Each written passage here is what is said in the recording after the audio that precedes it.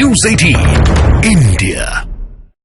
Leave के मौलाना तौकीर रजा भड़क गए और उन्होंने आडवाणी को भारत रत्न दिए जाने का विरोध कर दिया।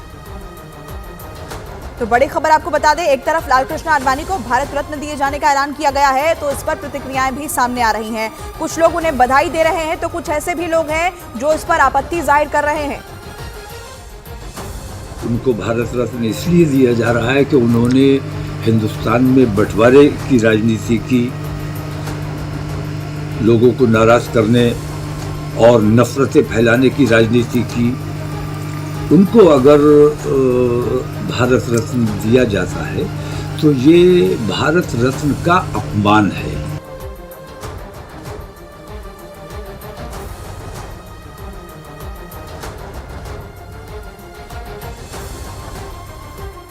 तो लालकृष्ण आडवाणी को भारत रत्न से नवाजा जा रहा है और ऐसे में तमाम तरह की प्रतिक्रियाएं सामने आ रही है। एक तरफ जहां प्रधानमंत्री नरेंद्र मोदी की ओर से इसका ऐलान किया गया, बीजेपी नेताओं की ओर से स्वागत किया गया है, वहीं तौकीर रजा की ओर से इसकी मुखालफत भी की जा रही है। तौकीर रजा के विरोध को लेकर अयोध्या के साधु संत भड़क गए हैं। हनुमानगढ़ी के महंत राजू दास ने लालकृष्ण आडवाणी को भारत रत्न देने के ऐलान की सराहना की और तौकीर रजा पर निशाना साधा। उन्होंने उनके बयान को दंगा भड़काने वाला बयान बताया, जबकि अयोध्या संत समिति के महामंत्री पवन दास शास्त्री ने कहा कि तौकीर रजा जैसे लोग ही देश को बांटने का काम करते हैं। तो वहीं रामायणी रामशंकर ने तौकीर रजा को किराए के बयानबाज बताया है।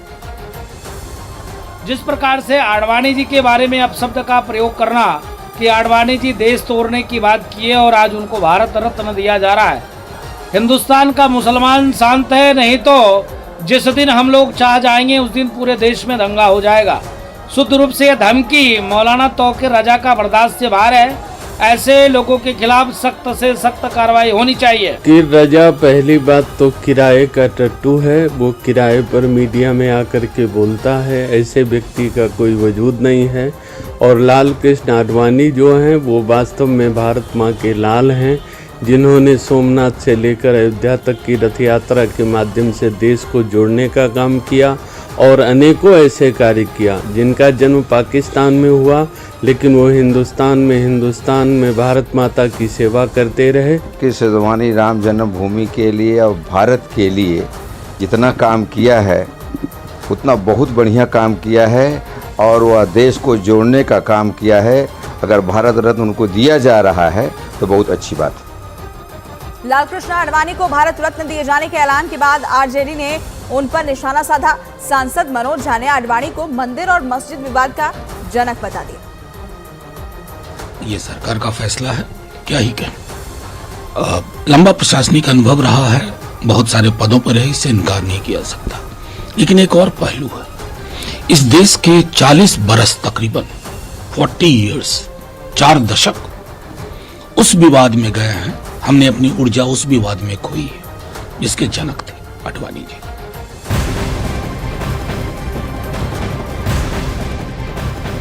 और आज पीएम मोदी असम का दौरा करेंगे और 11,000 करोड़ से अधिक की परियोजनाओं का उद्घाटन और शिलान्यास करेंगे। सुबह लगभग 11:30 बजे प्रधानमंत्री मां कामाख्या देवी मंदिर जाएंगे। मां कामाख्या दिव्य परियोजना, मां कामाख्या एक्सप्रेस कॉरिडोर का शिलान्यास करेंगे।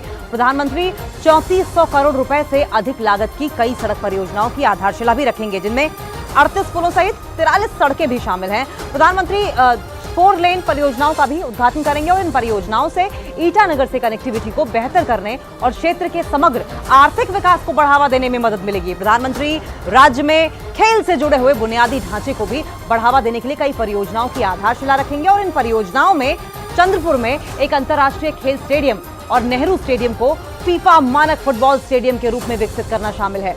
प्रधानमंत्री गुवाहाटी मेडिकल कॉलेज और अस्पताल के बुनियादी ढांचे के विकास की भी आधारशिला रखेंगे और इसके अलावा वो करीमगंज में एक मेडिकल कॉलेज के विकास की आधारशिला भी रखेंगे।